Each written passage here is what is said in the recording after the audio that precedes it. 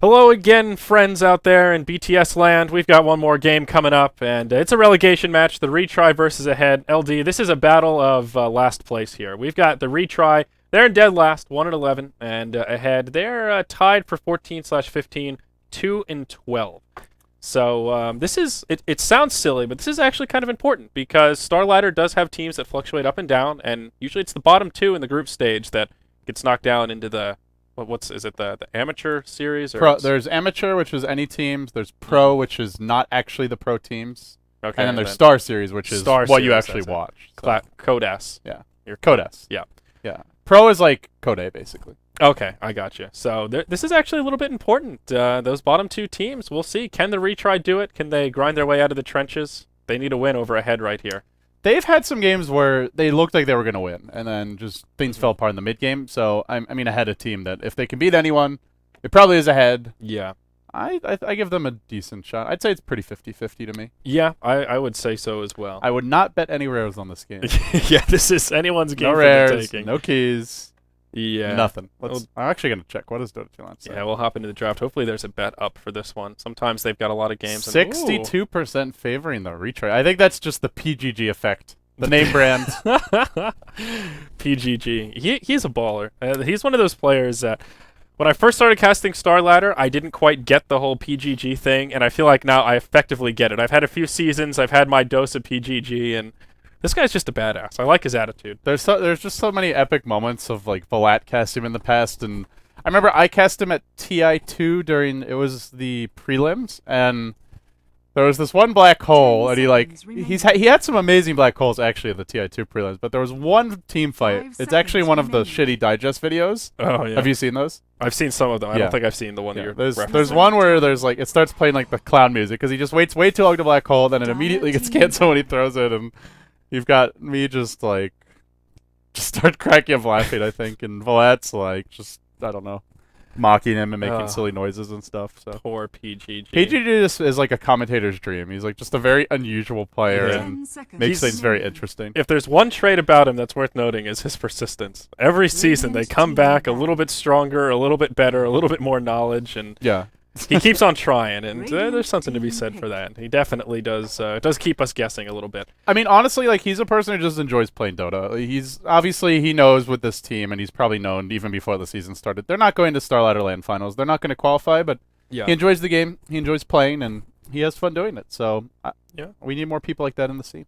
Absolutely. So looking at this draft a little bit, Ahead have themselves Bat Rider, Ancient Apparition to get things started off, and the Retry will grab themselves a Naga, and then they'll go ahead and second pick the Chen. 5 seconds remaining. Yeah, interesting bans in the second stage as well as we see the Retry ban out Morphling and Treant Protector. The tree has just been getting a lot of love lately, especially against lineups that want to push, like Chen. He's all the rage. He really is, and I don't know. I don't know how Tree fits in right now. It's like, would you say he's underrated, overrated, or just kind of somewhere in the middle where he's appropriately rated? I think he's pretty. Maybe teams in terms of how often they're banning or picking him slightly overrated, but I think he's pretty appropriately rated overall. He's a very situational hero. As a support, he offers you no damage, no proper stun, and no lane control. What he gives you, early in his lane directly, he can't harass anyone. But what he gives you is makes your solo lanes a lot stronger, counters the enemy push, counter to BKB and team fights later on, and great just late game initiation potentially with a blink dagger. So he gives you a lot as a support, but he has some very major drawbacks that make him, to me, he's never just going to be a go-to picture every game kind of hero. Yes, he's definitely a niche pick, and he's particularly bad in those lineups where your opposition are really gank-oriented early on. Because even Living Armor, you think of it as, oh, well, if they try and gank you, get Living Armor, but it doesn't really become super effective until level 3 and especially level 4. Partially for the cooldown and also just the amount of damage instances it blocks, and even just the amount of damage it blocks. It's one of those abilities that scales really well. Level 1, it blocks 3 instances of 20 damage or something, borderline useless. Yeah, the level 1 isn't that good. I mean, the other thing, it's not just really for ganks, though. It's for, actual aggressive lanes. Yes. If you're tri-lane versus tri-lane, which doesn't happen that much, but if you are, Tree is horrible in that situation. Can't harass. Living Armor, as you mentioned, not that good at level 1, so I think he's a niche pick still. I think he's very strong in some situations, useless in others, and well, the Retry ban him a little bit early to me. I don't know that Ahead would have had a plan for it, but Mhm. either way, Disruptor's the choice from the retry here. Good support to somewhat counter Batrider when he initiates. Also good at catching him on the retreat. So I just do like the- Disruptor with Naga. I just like Disruptor as a hero. Like I find him a Yes. lot of fun to cast. He's just he's a playmaking support, and Mhm. you know, to me, much more fun to watch than like a tree. So Yeah. I'm happy with that. Yeah, definitely. He synergizes so well with the Naga, though. The Naga Siren ultimate for setup, and then makes it pretty easy to connect with a Kinetic Field and Static Storm to follow that up. So a good bit of synergy there in those team fights, especially if Naga can catch quite a few with that Song of the Siren. And a good flex pick here as well. I'm actually a little curious to see how the Retry are going to run this Naga. I guess, well, based on a Chen Disruptor, it pretty much has to be a carry Naga. What am I talking about here, LD? It's going to be a Yeah, should be carry Naga. going to be a carry Naga. There's no question about it. No question at all. No, you corrected questions. yourself. So Yeah, you, I you caught done my- good.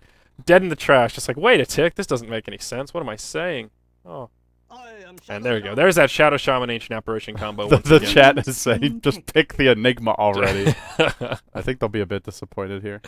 Yeah. So Ahead making the Chinese teams proud for having that scary support duo, and Shadow Shaman on the dire side, always worth a little mention. He's pretty powerful in the Roche Pit. So I don't know what's going on with Shadow Shaman's model though. I don't understand why he has sticks covering his ears. Like he just doesn't make sense. 10 seconds remaining. Like why is his face covered? It's like tribal wear, I guess. Yeah. He's like a 5 tribal. seconds remaining. What race is he supposed to be? Is he a troll or is he a goblin? I don't know. He's got some Reserve nasty time. teeth though. Yeah, he's I don't know. I just don't know what this guy's supposed to be. What's his deal? What are you? And that's a Dire clockwork pick for the team pick. retry. So Yeah, Clock is very good against Shadow Shaman and Ancient Apparition. mhm. Two supports with no escape mechanisms, no real way to counter the hook. Like Rubik can lift you out and throw you out, but these two heroes are complete food for Clockwork if they get caught. Well, Shadow Shaman can drop his wards, and maybe you both don't go down with the ship. So, Yeah. but that's still your wards getting used up just to trade kills. So Yeah. I look at Shadow Shaman now, and anytime you're using your wards defensively, and maybe if you're making it a remaining. 1-for-1, it's usually just not a good. That's usually a win for the 5 team that's seconds forcing you to drop remaining. your wards like that, because that's more time that you're not pushing towers, you're not taking Roche, and you're not using those wards to Reserve set up ganks around the map. So forcing a Shadow Shaman out to use his wards like that, 10 seconds still remaining. It's Clockwork usually a doing win his for your job. team. Yeah, still Clockwork doing something. All in all, if 5 seconds you remaining. waste the Rosta wards just to kill a Clockwork, then yeah, I think Clockwork's pretty happy. Now, Ahead Radiant spice things up team though. There's back. that Wraith King we talked about quite a bit during the draft last game, so we'll get to talk about him once again. Oh yeah, balling out of control. So this could be their tri lane. Batrider probably to the off lane, and maybe we see some CIS Dota. Maybe they go sniper solo mid. 10 seconds Now that remaining. could be a little bit interesting here. So this will be a carry Wraith King 5 though, and seconds I think he remaining. works particularly well where, like you talked about, where there's two Reserve carries, like a time. Shadow Fiend mid and then a Wraith King, where they can focus the Wraith King, you've got that secondary carry to do some damage, or vice versa. And I think that puts some pressure on Ahead to definitely put Batrider in the off lane and grab some sort of a solo hero that can do some damage, because Wraith King as just a single core carry, it Dire just team back. frankly it just doesn't work. It usually doesn't work. Once in a while, it's Mhm. okay, but I don't think it's a good game plan either, because there's just very little fallback, and if they are a good lineup at kiting, he's just not that good at forcing fights. Like, Mhm. yeah, if you kill him, his ult's really a strong slow Radiant and team synergizes well with other heroes, but just don't kill him. And- Just avoid the fight. And even against the Naga, I mean, she'll definitely be looking to grab a defusal, and that makes his life a lot more difficult towards that later game when he Yeah, really the wants to mana come burn. online as a carry. Yeah, and if you can burn his mana and he doesn't get that ultimate off, then Dire you're team basically neutering the Wraith King. That's half his power right there. Let's see if Ahead just goes like straight Ursa and says, we're level 1 rushing. No. They'll grab the Shadow Fiend. They'll but go Shadow Fiend. Still fitting into that strategy of having a secondary carry, so I like where they're going with this. And Yeah, good call by you, and I think it's just a good way to run it. They needed a solo mid. Shadow Fiend does pretty well against Naga. Mhm. Both good heroes to trade farm on, and yeah, having a ranged carry to go with the Wraith King is pretty ideal. So I like the draft from Ahead. Yeah, pretty well rounded. They'll be able to put some pressure on towers with the Rasta. They've got Prepare a for battle. decent Roche team with that presence of the Dark Lord when it comes online. You never know, could be a level 1 presence of the Dark Lord. We've seen that strategy in action a time or never. Yeah, it would be a relatively weak Roche though. They only have the Wraith King to tank it. Normally you want like 2 melee heroes so you can just trade them out and Yeah, I was one salves up. but- more making a lame remake joke there, but Oh, did that go right over my head? Yeah, a little bit. It was a Sorry. pretty bad joke, though. So no worries, no worries. It didn't deserve a laugh. So well done. I made you look bad, man. That's my job is to make you look good. Yeah, most of the time. But we'll see how they want to lane this here. I imagine it'll be Naga mid based on those starting items: 3 GG branches and a pooled tango. And I'm not. Who is that on the Naga? Actually, I'm not sure. Double I'll do a little carrots. Just Don't worry. I'm on the hunt here. Okay, good. Detective work. Detective Gorman, On the disciple of Mr. Wu. on the Commissioner Wu. On the Radiant side, we've got the retry, and we'll have Android P playing on the Chen. Nubik will be here on the Mirana. Screen will be playing on the Disruptor. And that means PGG, please go game. The hero of the hour. He'll be on the off-lane Clockwork. And our mystery Naga here, once our detective figures it out. I believe that's ZXC, The unless they're battle using a begins. standard. So it Yeah. should be ZXC. Is his profile on private? Yes. That's Spotty Dog. Hate that. That's Spotty Dog. All right, you introduced the retry. So I will go ahead and introduce Team Ahead. We've got No Fear playing the Ancient Apparition. Support in the safe lane. Ami standing in as the Shadow Shaman. There was some weird stuff that was just going on with his portrait background, but it stopped. And Aloha Dance on the Skeleton Cane. Arzik playing the Solo Mid Shadow Fiend. And we've got Seema the Slayer on the off-lane Batrider. Every time I see Seema the Slayer, I think of John Cena. And then I think of professional wrestling, and I kind of cry inside for a few minutes after that. But I can't help but think about it every time I see his name. Yeah. So, so Shadow Fiend I just Naga. I don't know the reference at all. So John it's like, Cena, okay. he's that WWE wrestler. You never. I'm not a WWE guy. I mean, me neither. But I see. I know him on Hulk commercials. Hogan, I guess.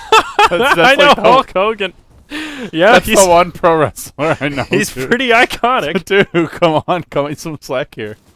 My cousins were always about pro wrestling. I was so not interested. I was a football guy and some basketball. I've just he's like John Cena is like their poster boy on commercials. Like you watch like TNT or TBS, like he's I don't always go there. That's like slumming it. Yeah, we don't even. I stick to the quality channels. Yeah, we don't even have. How long has it been Don't since you have you've had standards? cable? Do you have standards? I mean, come on. Don't you have standards, dude? Come on, there. Law and Order SVU reruns. Sometimes you have to watch a WWE commercial or two. One of my exes just used to watch, like, marathon like 8-10 hours of Law and Order, and she would want me to watch whether it's like I could get through like an hour or two, and I'm just like, oh my god, it's Yeah. the same freaking show every week. Like, It's a pretty cookie cutter format. You pretty much it's know what's like gonna the happen. worst. Bottom lane. Seema could be in some trouble here, as that Thunderstrike doing a pretty sizable amount of damage, but they won't have enough to finish him off. There is a smoke gank headed mid as well. It is Android P. It will expire in the tower, but this position from Shadow Fiend may Oh, they have the cost them. Naga net though. It's 2 seconds duration. I think it's long enough. Troll traps here. Yep, and Ame coming in as well, looking to maybe turn something around. The And plays. wow, the Naga Siren gets finished off. First blood for Arzik and Android P. He won't be able to do much. And Spends his gold, gets the free fountain Wow. trip, suicides the ancients.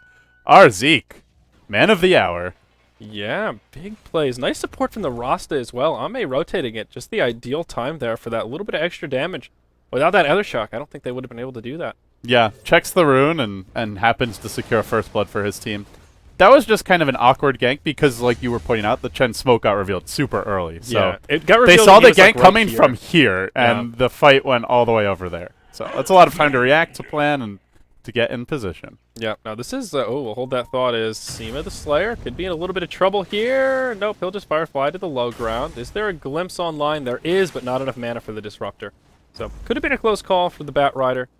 But They don't have anything to follow that up, though, right now. Like, Chen needs some creeps Oh, here if he yeah. wants to do that. No, Chen Creep died in the... Maybe, if Firefly does run out and he gets caught here, but he had quite a bit of time left on Firefly.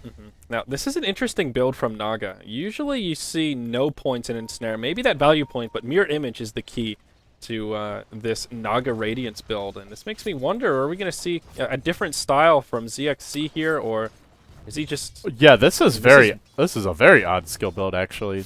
Yeah. Very. 1 point I can understand because they're trying to get first blow with the Chen gank, but That 2 second points. point. 2 points is just maybe even a miss skill. Like that's just bizarre. Yeah. And Naga is really they're running a safe lane Mirana. That's okay. She's rushing Midas, but Wraith King and Shadow Fiend. Also, the Wraith King is rushing Midas, and Shadow Fiend gets first blood. Yeah. Not really a good position to be trying to play like.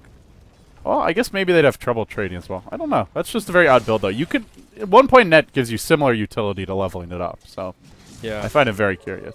Yeah, I'm curious as well, and what item build he goes for, and I mean, will this be a Radiance? Will this be something else? Are they looking to use this Naga in kind of a different fashion? I'm going to go with he's still going to go for Radiance Naga, and it's just a slightly unusual skill build, but Okay. I could be wrong. Smoke gank from ahead. Yeah, and Batrider, he's out of mana, does not have a Firefly, and this could be a little bit of a sticky No situation. mana for Glimpse. He's got it now, Ooh. but there's no backup. And meanwhile, there's actually a smoke gank on the other side of the map. There's no fear, enemy Radiant's are top going for the tower is under backstab. attack. And PGG could be in some trouble. We'll get the cogs down. Nope. Good reaction time. Splitting the forces quite well, using that choke point to his advantage. The Chilling Touch came out, but they just weren't able to lay in the right clicks. Yeah, ideally, when you go for that gank, you want to like walk into the trees here and just drop a ward. That way you get Radiant's vision behind the top tower. is under attack. But the timing was such that PGG might have just revealed it anyway. And it'll be Midas Gaming. Nubik's going for one. Wraith King already has one. And in the mid lane, we'll see an ensnare from the Naga onto our Zeke. There's the War Stomp from the Centaur. Will they have the damage here? The Tide, and Naga will get that kill. So Shadow Fiend digs a spill in the mid lane, and that is great news for the retry. Naga finding a little bit of recovery there. Yeah, that's the one thing the net is good for, is it is a little bit safer way to secure those kills. The illusions give you some extra Radiant's damage, top but tower is under just having the attack. longer stun duration is more time for the Chen to right click, the creep to right click, and the heroes as well. So Yeah, so even more interesting. Naga at level 6, now grabbing that point in Mirror Image instead of Song the Siren. So I think you might have been on the money with that miss skill. Very rarely do you see a Naga skipping Song the Siren, because that's that turning point when she's hard to gank. You know that unless you have enough damage to completely stun lock her from full to 0, she's going to get that Song of the Siren off and either TP or slither away. yeah, it could also be that they've played this combo before, the Chen and the Naga, and ZXC has just found that having 2 points on the ensnare, it just gives them like an easier gank pair. Yeah. Maybe the 2 seconds just doesn't feel like enough.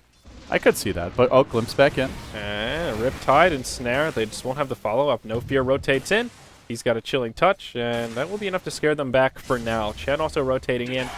He's working towards the mech, still pretty far off the mark, but we'll have it pretty timely here. They do need to keep the pressure up on the Shadow Fiend, though. Sure, he died there. He's got 2 deaths to his name, but he got the first blood. He's building towards a Midas. There's already one on the Wraith King. And Naga is farming pretty mediocrely so far. 22 and 7 to the 34 and 11 of the Shadow Fiend. So they need to keep on ganking. They need to keep the pressure up. And if they don't, TR have, in theory, a pretty strong late game of their own in terms of hero composition, but in terms of actual execution, they're not really there. Yeah, now the Midas is complete on Mirana as well as complete on the Wraith King, so both of them pretty much uncontested, only a 4 last hit disparity between the two. So essentially in free farm heaven, how's Seema the Slayer doing here? Just about to hit level 6, and he's got about 1,100 gold after the Tranquil, so he's having a really darn good time in this offlane. PGG not really struggling either. 15 last hits, and he is also level 6. I feel like that's one of those you shouldn't have to ask. He's slaying, man. That's how he's doing.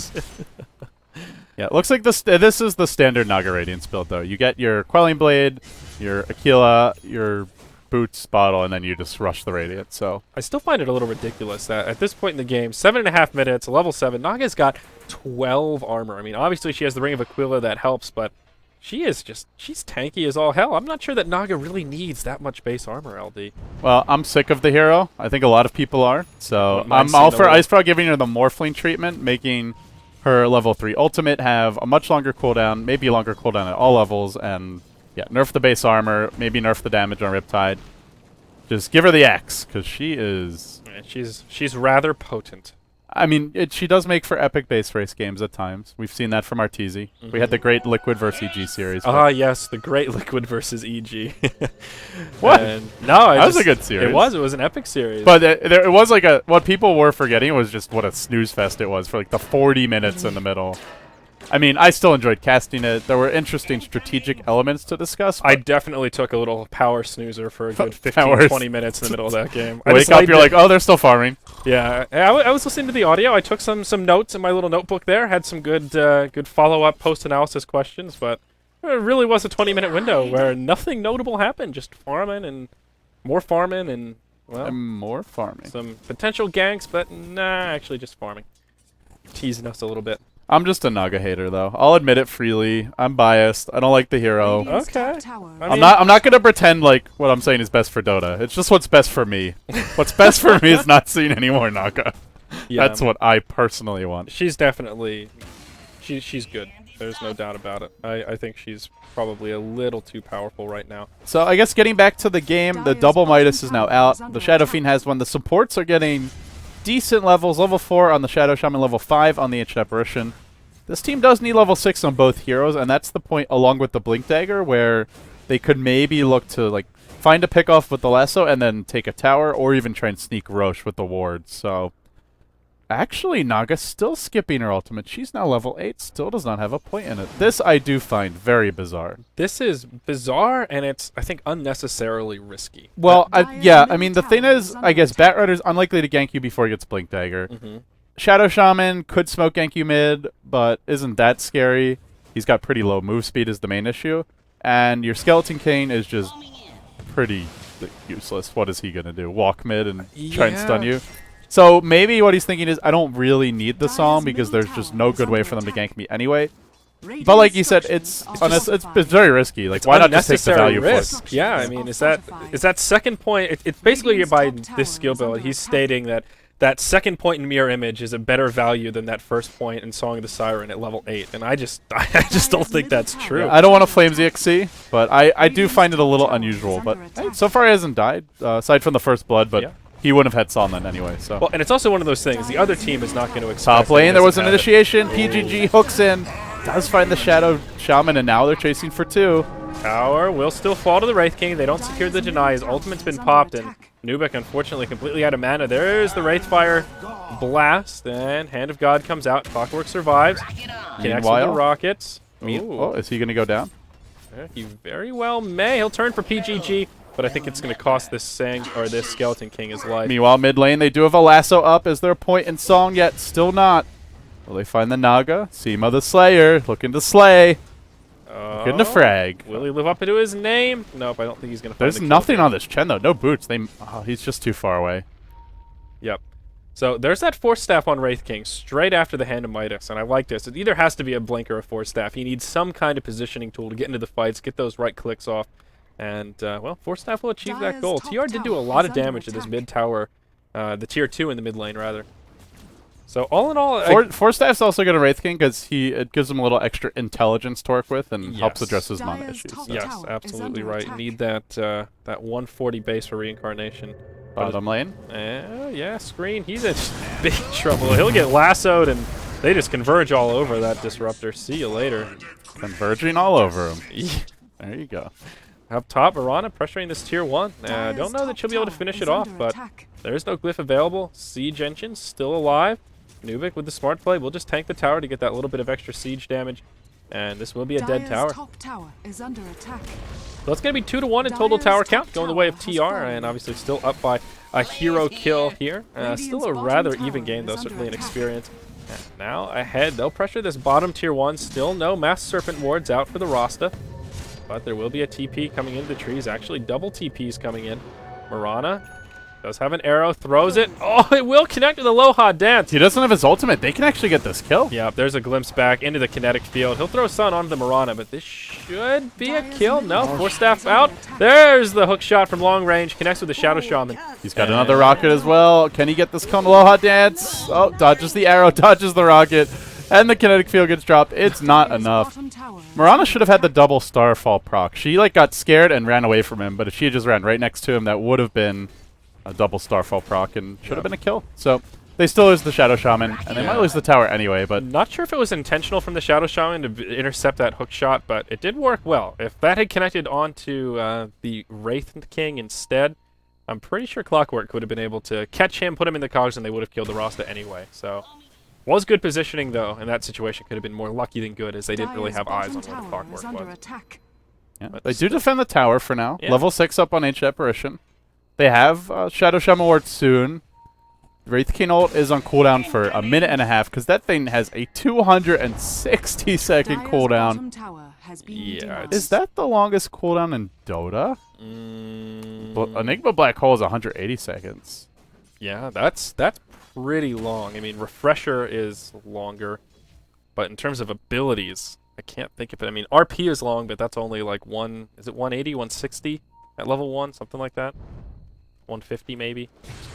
Well, for an ability, it's definitely up there. Yeah, they find Android P. He'll get caught out in the woods, and We'll take a spill. Oh, arrow. It's one of the creeps. So They have their wards now as well.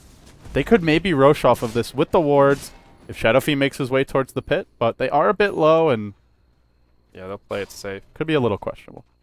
Yep, Shadow Fiend just farming away in the jungle right now. He's got power treads, that Hand of Midas really kicking in, sitting on about 3,000 gold. Pretty curious to see what he's going to pick up, and there you go. It'll be a Shadow Blade. Interesting. We don't really see Shadow Blade or Shadow Fiend that often in the competitive scene. I always think of this as more of a pub-based build, but not too bad. Gives him some mid-game presence here, and that escape tool as well. Generally, Blink Dagger is just better, but Shadow Blade does give you a little more DPS. It's good for split pushing, and it's decent for assassinating heroes off on their own. Bottom lane, they find screen. Yeah, he is dead. That's for darn sure. He will get off. Now Nubik. Yep. Oh, you're one step ahead of me. Here. Yeah. Actually on point with the camera. I know it's a crazy change of pace. No, I'm slow. I got to step my game up. Yeah. There you go. Yeah. Well, barely missed you on the arrow. Honestly, after that first game today, that was like the ultimate test of camera work. There were so many positioning tools, so many kills coming out. That was that got my brain warmed up for catching these kills. These last few games have been. Dude, we ran out of energy drinks, which shall not be named. Yeah. So oh, arrow, hook shot. Arzik, he's in big trouble. AA ult will fly, but Shadow Fiend falls. He does take PGG out with him. Now Aloha Dance in big trouble, but he's got the ultimate backup. Will they have enough to finish him off once again? Trying to position themselves through the slow. Will connect with an ensnare. War Stomp coming up in about 2 seconds. I'm not sure that they'll be able to finish him off. He's got a Force Staff. Arrow. Getting Force Staff away. Tries for the TP out right into the arrow. That was unfortunate for Aloha Dance there. Trying to Force Staff to safety. And if he had like turned this way, it might have worked. But Naga actually had, oh no, didn't have mana for Song. Yeah, might have worked. So, and also the Relic is out on Naga. So might have been an atypical build for ZXC, but they don't punish it. He's 1-1-1 at the 16-minute mark and well on his way to a very timely Radiance. So she actually did have mana. She just used Riptide mid, so just correcting myself there. But so either way, wouldn't have mattered. Might have been a little funky, but all in all, yeah, it doesn't really matter so much for the Naga. Now level 11 in great shape, and now ahead. They're in a little bit of trouble, I want to say. Still an even game for now, but it's more this Naga who will take off in the next 5 to 10 minutes, and I'm just not sure Ahead are really equipped to deal with this Naga once she gets out of control. Yeah, and they've gone for items that do not let them fight really at all. Like, well, the Force Staff kind of does, but Shadow Fiend going Shadow Blade means he needs another item. Like, you get the Shadow Blade, you can split push, you can maybe pick off squishy supports like Chen, Disruptor, perhaps, but yeah, it also means if you have to 5v5 clash, you are just food for all the nukes. That's why it's kind of underwhelming. Blink gives you an initiation tool and an escape. We see a lot of Shadow Fiends just go straight for BKB, a little bit more of that like fighter style of Shadow Fiend, and here it lets you like get solo pickoffs and move around the map, but doesn't really put you in 5-man fighting shape.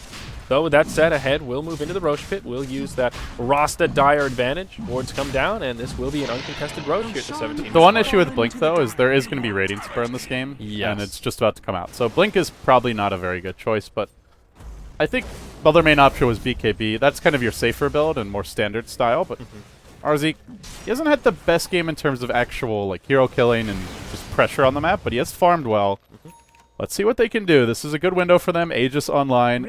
Unfortunately, they got to deal with the Naga. Yeah, and there's that Radiance out, but this is an interesting item on Aloha Dance. He goes for the Blade Mail next on Wraith King, and I don't know. I mean, already the Retry don't want to focus him down because of his ultimate, so I'm just not sure how well the Blade Mail is going to work right here. I feel like they almost need more damage. Like they need that Wraith King to have an armlet or you know, something to make him a little bit more of a hard hitter. Even a Halberd, I think, would have been a better choice than this Blade Mail. Yeah. Again, it's another item that makes your opponents not want to focus you on a hero that already you generally don't want to focus. Yeah. And the thing is, they have no way to make the hero be focused. Yeah. He doesn't have Berserker's Call. Yeah. That's always the issue with Wraith King. So that's why I think you normally do want to build Wraith King as more of a damage dealer, because then they can't ignore your mid lane. There was a lasso on the Naga. Can they focus her down? There will be follow-up from Ame. He'll get hexed as well, but Chen creeps are inbound. Will burn the Song of the Siren. Oh! He'll get punished for that stutter. You can tell he didn't want to burn the ultimate. Will burn it at the last second. The Flame Break comes in and finishes him off.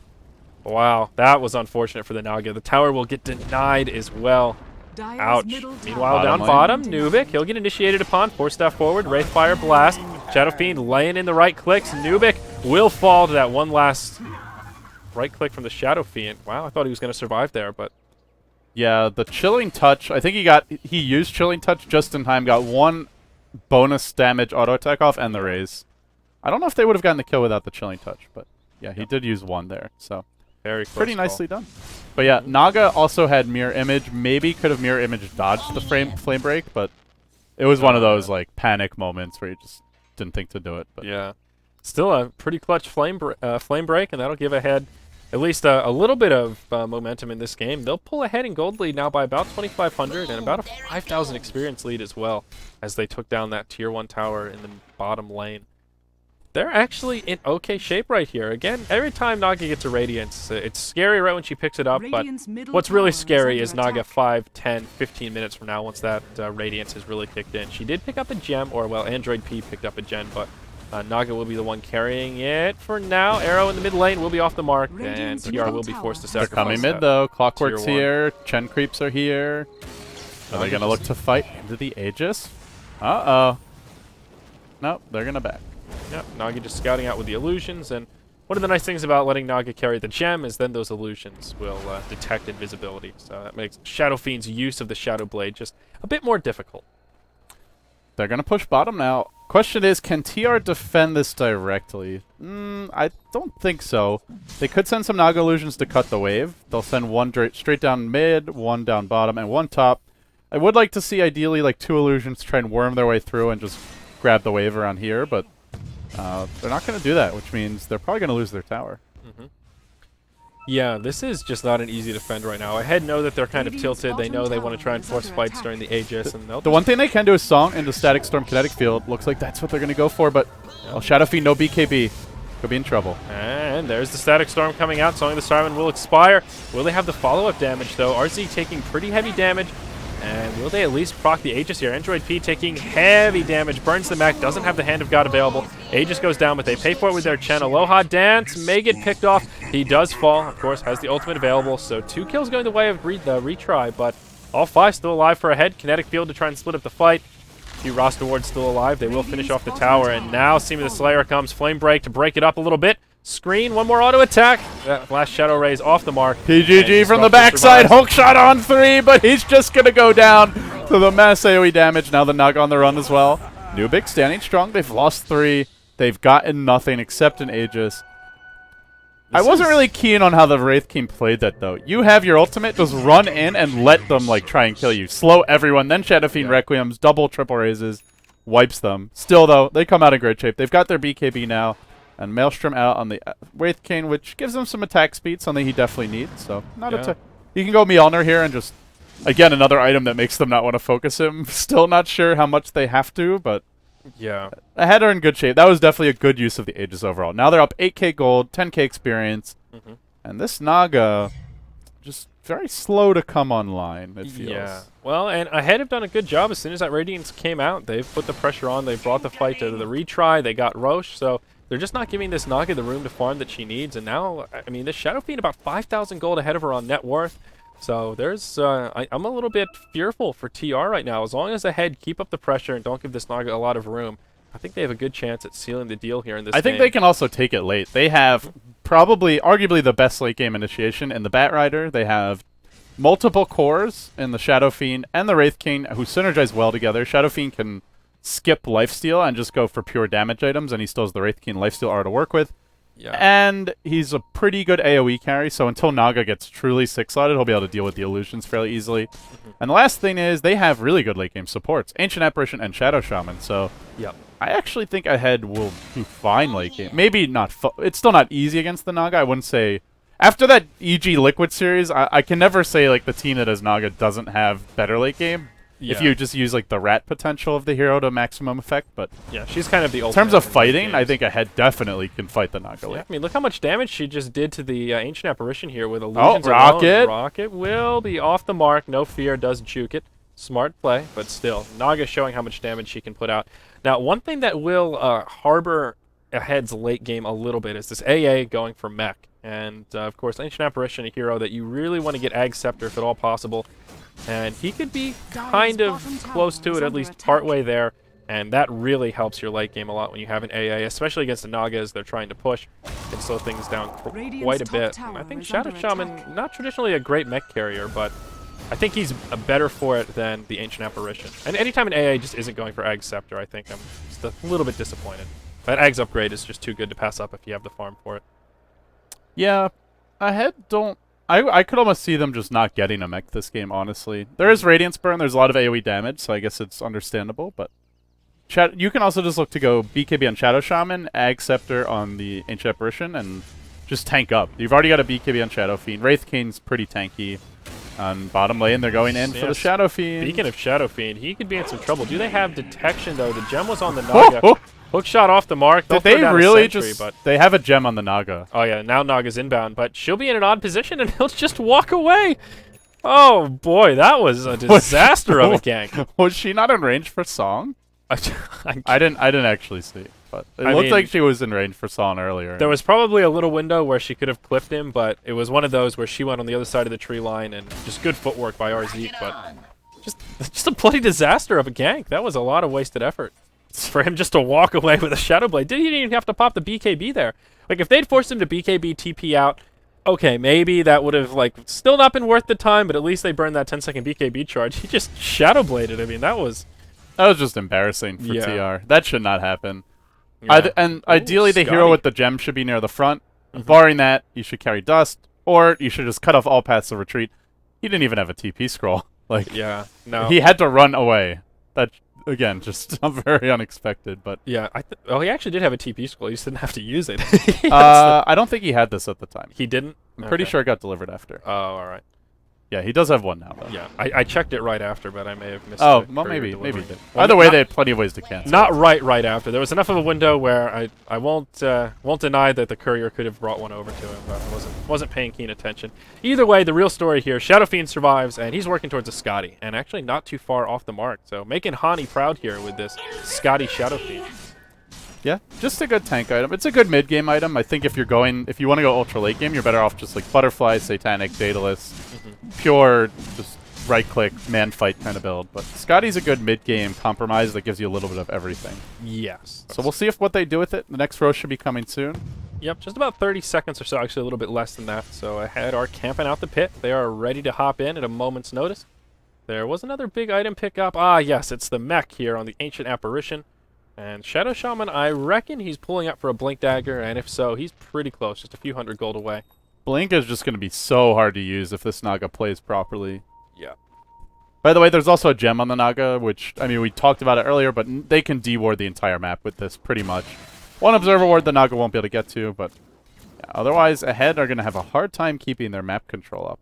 And that is an issue for them, since you need to know where the Naga is in order to kill her, and you might see the illusions, but rarely do you see the main hero in a lane. Yeah. Now, Roche has respawned. Ahead will move straight into the pit. The Rocket scouts it out just as Roche falls. So another uncontested Roshan, and that's an Aegis of the Immortal going for the Shadow Fiend. There's your Blink Dagger coming out on the Shadow Shaman. And Naga, she'll go ahead and grab her BOTs on the Radiant side of things, but she still is She's not pretty really poor. Like, a good Naga game, you'd probably have your Yasha, maybe your Manta style on top of this as well. And, I mean, just look at the net worth difference. Shadow Fiend is 16k, Naga is only 11k. That's a big disparity. Just her CS is low. She's 1-2-1. She hasn't died that much. It's just... Wow, Shadow Fiend is really out CSing here. That's surprising. Is that the Naga not playing up to snuff, or is that RZeek just playing exceptionally well? Or maybe a hybrid of both? I mean, they've gotten 3 towers. The Radiance timing was pretty slow. He just didn't CS well mid. There was a point where he's down like 14, 15 CS. That's with a Quelling Blade to a Shadow Fiend. And that's where the giving up the first blood hurt him. Because you give up the first blood, Shadow Fiend gets a ton of souls from that kill. Instantly 12 souls, which is 24 damage. So the first blood, I think, really what kind of did him in. But even before then, he was getting out CS. So yep, that was a bit surprising. Well, double damage rune on our Zeke, and they will just make quick work of this top tier 2 tower. That takes the total tower count now 5-4 in favor of Ahead. Naga pressuring that bottom tier 2, but now this tier 3 taking heavy pressure as well. Glyph is available, and I think they need to make a contest. They will pull the Naga back. Glyph used. They just want to bait out Song here, and I mean, who do you go on? You can't go on Wraith King. He's got his ult. Don't really want to go on Shadow Fiend. He's got Aegis and BKB. Can't ignore them. They do too much damage, and now the wards come out. Arrow will be off the mark. Looking for the opening here. Oh, nice. Manta dodges the Hellfire Blast. Yep. He's just chunking this tower. And they song. What are they going to do to follow it up, though? Oh, there's the hook shot in. Up on the high ground. Will connect to the Bat Rider. Buys him some time. Aloha Dance will be the first to fall. Of course, his ultimate will bring him back up. Now PGG, he gets finished off by RZ. He'll pop the BKB, and now he's just going to clean up these Chen creeps. That's a decent base defense. They force out the Shadow Fiend BKB. They do pop the Wraith King ult, but Shadow Fiend still has Aegis. And round 2, it's the tower. They have no Song of the Siren. TR don't really have a good way to defend. Yep, this will be Rax easy, but no way about it, I think. Yeah, they even used the... Oh, actually, they didn't drop the ult. I'm surprised. No fear. Does take the Force Staff back. There's the Static Storm. It'll be enough to finish off the Wraith King. Lasso onto Nubik. They'll try and finish off this Mirana. A nice Flame Break buys him some time, but Shadow Fiend doesn't go for the kill. Instead, he wants to finish off the barracks. I think it's the right idea, and they will clean it up. Now Ahead can just retreat. Maybe they can grab another kill. Nope, they will just back up to safety. So the damage has been done. And, you know, I just realized that Naga works really well against Roster wards. You can use Song of the Siren, and they don't go invulnerable, so you can just you pick can them just off. Focus them down. That's... we saw that the other day. Yeah, I guess I just didn't put 2 and 2 together, but that's kind of weird. Yeah, well, they're not like really units. They're like a special category of. They sort of are units because they have HP, and I don't know. They're just a weird. But wards are just weird. Yeah, they're technically a ward, and that's a different class, I guess. So they're immune to Naga Sleep. You can't put a ward. I guess Plague wards fall under the same category. Yes, where Plague wards work the same way. Pick them off. So interesting little tidbit of information.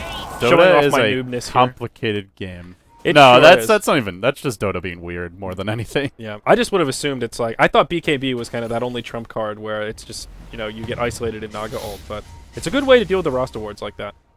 Yeah, at the same time, you are blowing Song just to kill the wards, and then you don't. Yeah, you're not focusing on the Shadow Fiend or the Wraith King during that time. So. Wow, and a second Mjolnir going to come out here for a head. One's already up on the Wraith King, and Arzeek on the Shadow Fiend. That'll be his next item. Just waiting. If you like Zeus so much, if you like lightning so much, just draft Zeus or Storm. What's up with this? Yeah, Mjolnir Dota. Waiting for the Hyperstone there. Yeah, Mjolnir's just a cost-efficient damage item. He should be going damage though, because he's got the Wraith King lifesteal aura. So he doesn't need lifesteal. The other option is just something that gives you both. Like Butterfly makes you more survivable, but isn't that good. Oh, bottom lane. PGG, he's in big trouble. He'll get lassoed. The all heal from Chen comes out. It'll buy him maybe half a second, but he still falls. And I don't think that was really worth the use of the Chen ult. There's been an arrow on the Shadow Shaman. Gets caught in the jungle. Picked off solo by Nubik. Nicely done. Yeah. 1 for 1. It certainly was. They do lose their clockwork again, but at this point, PGG is just a walking hookshot, and then he'll die. Like, there's just nothing else for him to do. I'm not sure about Blade Mail. I still think Force Staff is just the item to go first for on Clockwork, but yeah. I mean, he does a little bit of extra damage, I guess. Yeah. This Naga Siren is really the most underwhelming part of the retry for me, though. She's just not finding anywhere to farm. Has a Manta style almost complete, waiting for a little bit more gold to grab that recipe, but she still is just not really that fat, man. There's actually 2 heroes on ahead that are having a perfect game right now. Bat Rider 1-0-7, and No Fear on this Ancient Apparition. He's 1-0-6. Mid lane, Arzeek trying to solo kill Nubik, but he does not have the deeps. Yep, he will be forced back. The Mjolnir is good for killing Naga illusions, so yes. Both forms of lightning, the auto attack as well as the self buff. So it's again another item that's good through the mid game. If Naga does get to the point where she's got all the big tank items, the Manta style, the heart, and maybe even a Liquid Sphere to deal with Bat Lasso, then that's the point where these items do fall off a bit, and you'd probably rather just have like your pure right-click butterfly dataless kind of stuff.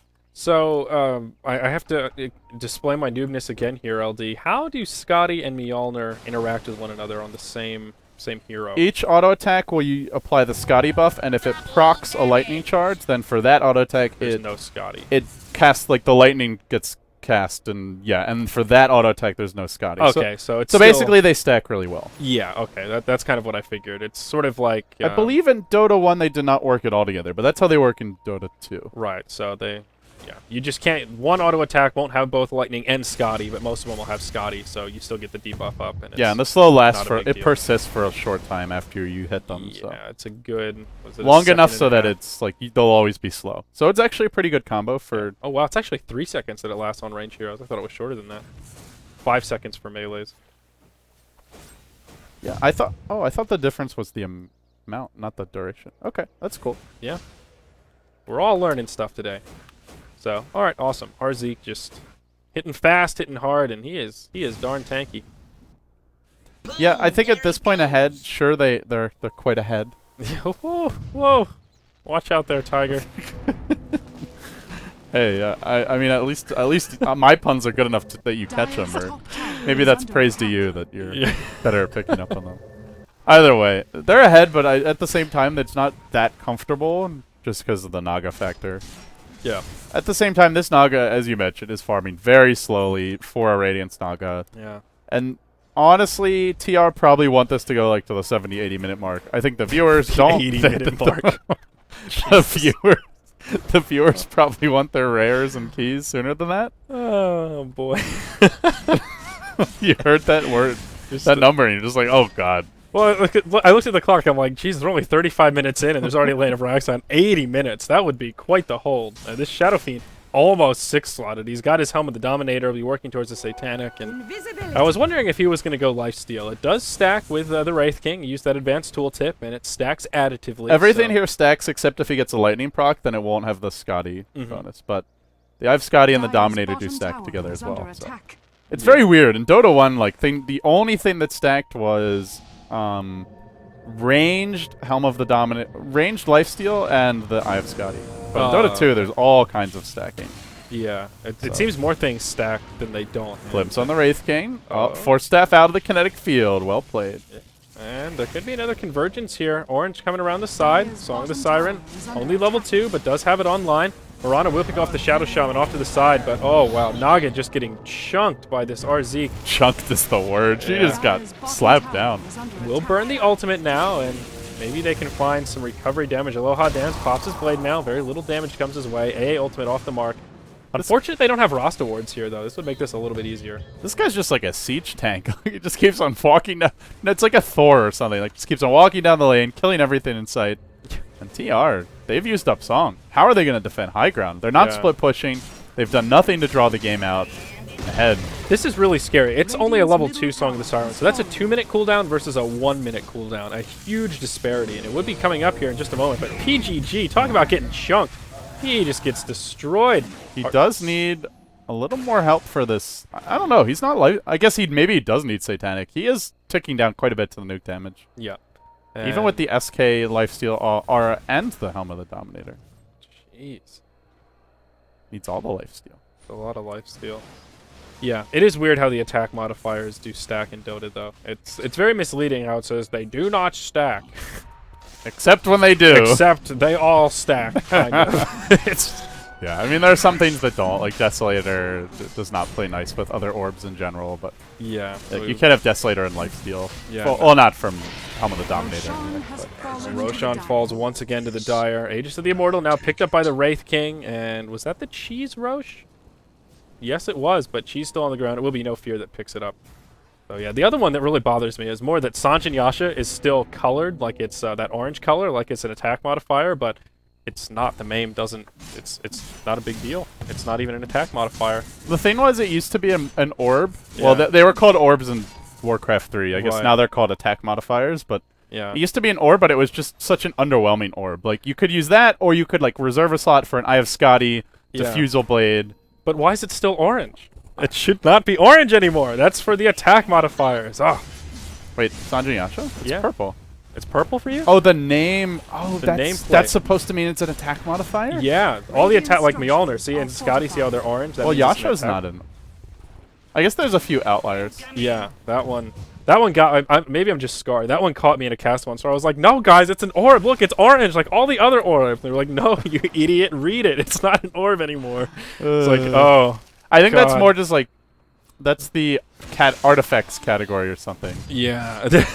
I think orange. Yeah, orange is just for the artifacts category. Oh, okay. Which is like a meaningless category just used to put items in a column in the shop. But and they here comes the happen to Naga. be mostly attack modifiers. Song outside the base. To what end? What is the follow-up? There's the Static Storm. Kinetic Field actually just off the mark here. Ame will get put into a weird position. Does get the Rasta Wards down before he falls, but Shadow Shaman will go down. Clockwork the second to fall. There's the Requiem. And see you later, Naga. Buyback scenario. Oh boy, Naga doesn't have it. And this is it. GG. The retry? GG. I think this means they're down to Pro Series next season. Oh boy, that's should not be in the Star Series. Poor PGG. Yeah, that's actually a big change because VGG has had a team in Star Series pretty consistently, at least in the past, what, like 6 seasons or something? Ridiculous. We've seen a PGG team. And now the retry, they might have to... Well, at the very least, they're definitely in relegation matches. But I think it's the bottom 2 just get knocked out, and then the next 2 are into the relegation matches. I believe so, yeah. Or well, I'll check with Starladder after this, because I should know that. Actually, it might be that the bottom 2, yeah, you have to play for your seat or something. Or is it... No, bottom 2 are automatically down, then the next 2, yeah, there's... We'll check. We'll get the facts for the people. We'll get the accurate facts, because apparently that's good for the people in chat. Yeah. When I have the accurate facts. Yep, I don't know if you've seen that copy pasta. Yeah. You make somebody's girlfriend very happy with your accurate facts. Apparently. Ay, ay, ay. 5 heroes dead. Farmed in the well. Ahead are sending the retry home. Yep. With just a total stomp. Stompathon. PGG says, guys, we're not tapping out. Please go game. This is PGG Dota. This is not a please GG. There, I was about to type please GG. PGG, please GG. But, well played indeed. Ahead, take a win. I think they finish in the bottom 4 even with this win, but a win's a win. Well, we can take a look at the group standings here as we wrap up our broadcast for today. But, interesting Dota. Oh, add 1 to the tally for a successful Wraith King carry game, LD. It worked. And that Shadow Fiend. There were too many shadows that game. Shadow Fiend, Shadow Shaman, and a Shadow Blade. It's just too much. I can't handle it. Game of Shadows. Well, in the end, I guess that wraps up today's Dota. We've got 2 more days, and the most important one is the last day. That's when Empire plays Roxkiz, and that decides not everything, but a lot of stuff. Yes, and tomorrow it's the day of Na'Vi. There's 3 matches. All of them are Na'Vi. 1 is versus Sigma, 1 is versus the Retry, I believe, and the other is either Ahead or Insane. I always get those 2 confused. So it's 2 games that Na'Vi should be able to win handily. The one against Sigma, that could be the wildcard upset team, but they didn't play today. Maybe Sigma will opt to not play again tomorrow. Really not so sure about that one. Let's just take a glance at the grid before we wrap up here. And, yeah, that'll push TR now to 1-12, and that will make Ahead 3-12. So, yeah, that makes things a little bit grim here for the retry. May not be seeing them next season. So, that's it for today. 3 matches tomorrow. LD will be casting. I don't know who you're casting with, but... I don't know. We'll figure it out. Wake up the commissioner and get him on duty. So, all right, guys, thank you for watching today, and we'll see y'all tomorrow with more Starladder coverage as we get to the end of the European round robin. Peace.